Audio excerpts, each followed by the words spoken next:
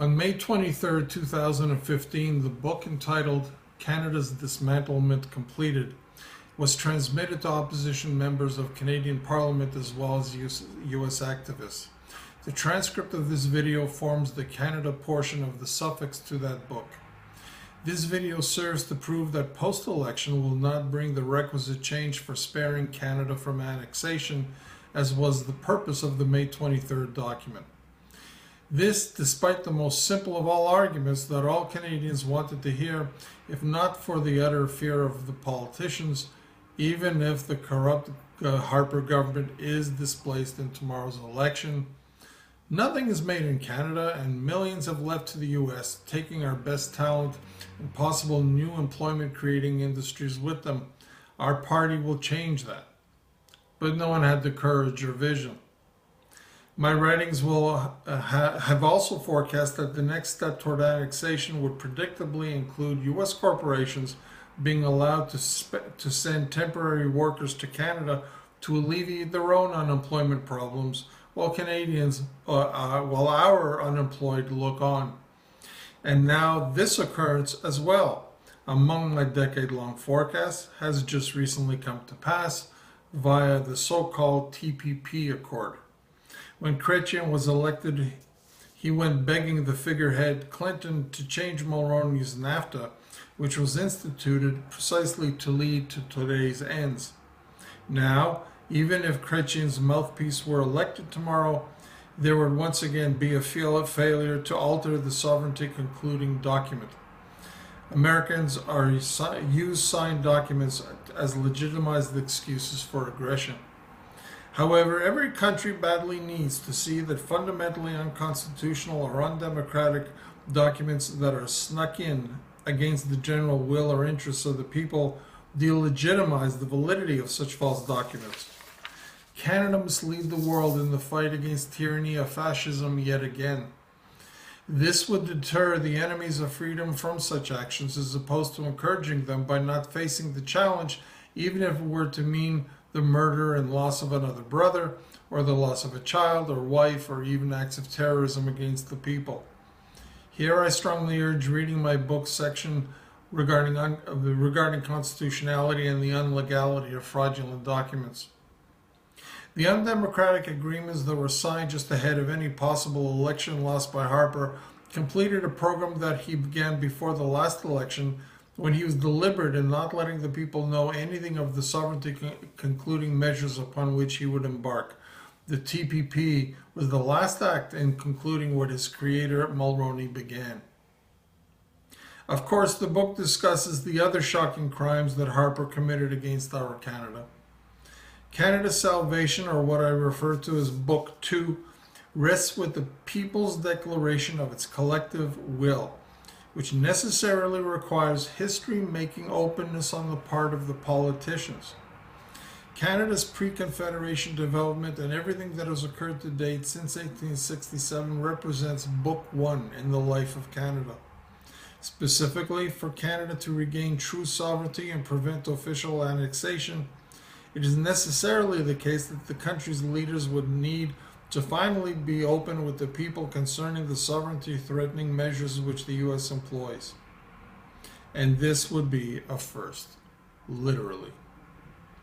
Please note that as much of the pre-military war's tools of war are financial, and as the forecasted and manipulated global market crash has already begun, viewers may wish to visit my financial site, www.sidklein.com, so as to authenticate the requisite expertise in the topics discussed in the book, which includes this video suffix to it. The book itself is available at www.sidkleinpoliticalblog.ca. The cowardly opposition was too stupid to recognize that being timid has always lost, and fails to analyze that Canadians will not under any circumstance reward drivel like I'm ready to lead change in Ottawa. Tomorrow we will yet again witness the NDP having failed to learn this, while the Liberals hallucinate that Harper's loss would mean that they actually won. The NDP timidly asked for a job instead of posing the questions spelled out in the May 23rd document, nor did the school teacher. These questions expose the crimes against Canada while actually demonstrating the expertise necessary for rescuing Canada. How would the corporate figurehead Harper have replied to these questions?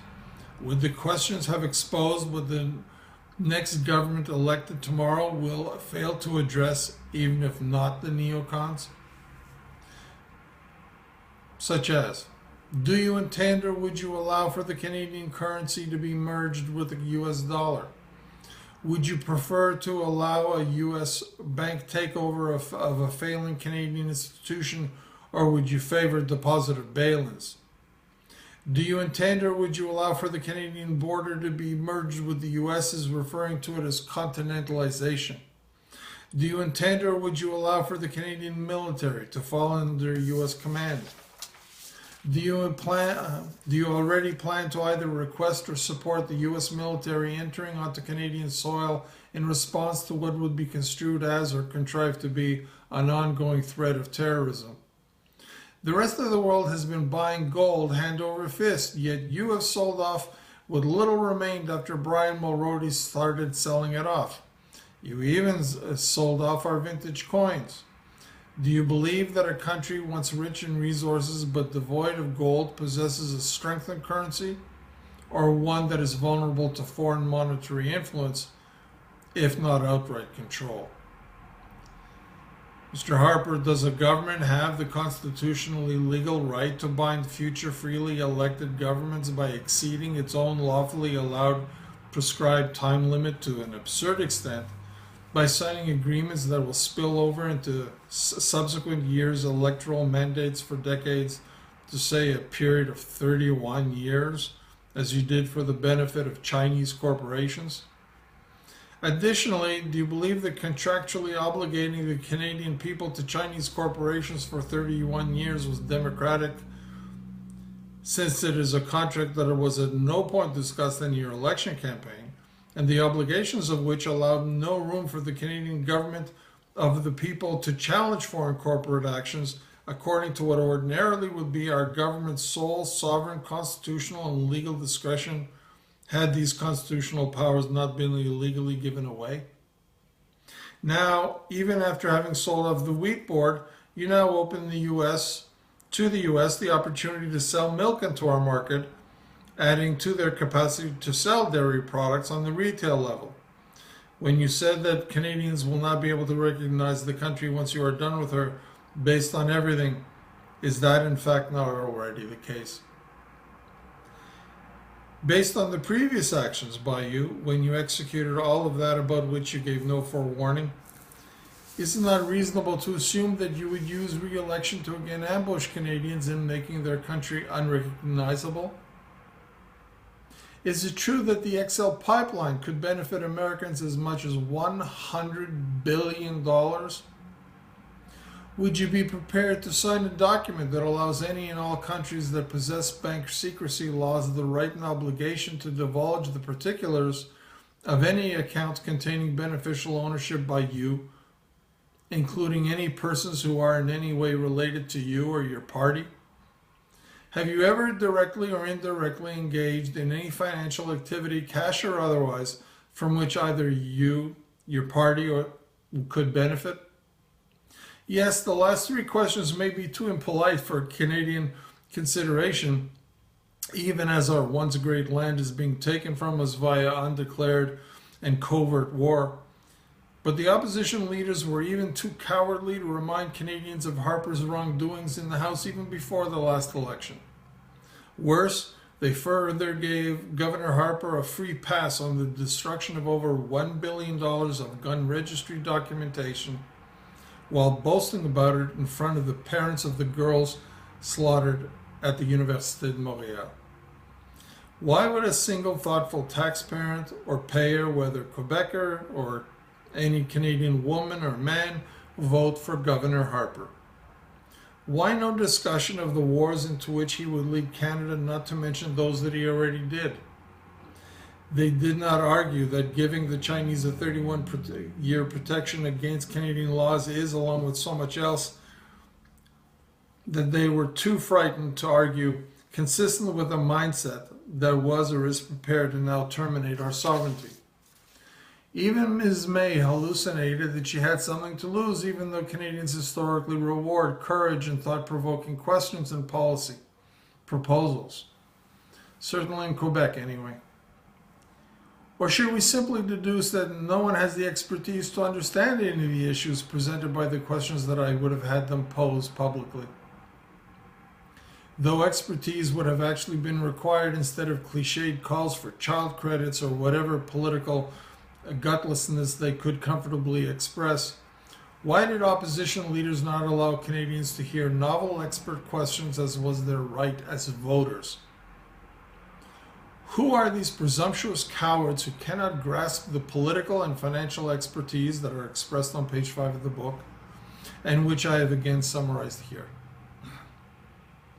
The NDP and activists were calling the election tomorrow the biggest in the history of our land, and that this is the reason why Harper has made this the longest and most expensive campaign in our history, while the corporation's neocons counted on their infinitely deep pockets, even as the opposition struggled and dialed for dollars.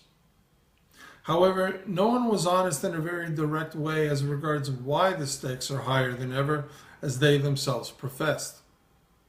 Now, for an unamusing aside in light of the foregoing, albeit a serious political indicator nonetheless, the Canadian Football League has often been a good cultural indicator of political events to follow, in a manner similar to how cultural phases in sports and fashion have been good economic indicators, as often discussed by U.S. market analyst Robert Prechter. BlackRock is better financed than most of my country's governments. Using Jim Brown as a spokesperson, it has promoted the NFL in Canada, but most amusingly, or sadly, depending on your temperament, the Canadian Football League's new commissioner is an American who proudly expresses his thanks to his son for having turned him on to the game. Amazingly, no one has even thought to pose a question. Very much related to the latter, on July 3, 2015, Montreal football fans were treated to a rendition of God Bless America, presumably as a kind and friendly gesture of respect to the U.S. for the U.S. Independence Day, which was only the following day. Do Americans in the U.S. watch the CFL? Has the U.S. ever publicly honored Canada or merely and strategically minimized her, as the book describes? It smelled very much like the order for Toronto to play God Bless America at a Blue Jays game after 9/11. It should be noted that the decision in Montreal was credited to the local team, but if so, who recommended the idea to the owner? But why was this the first year ever? What is different about this year? Think. As yet another unamusing and telling aside, on the US TV show Jeopardy! The infallible computer referred to Toronto as a major US city, much to the visible dismay of the show's Canadian host Alex Trebek.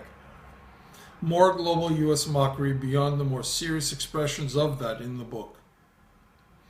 As the document I analyzed and forecast would again be the case, my own discussion with opposition party organizers confirmed that their approach was to win by confidently knowing that the Conservatives will lose.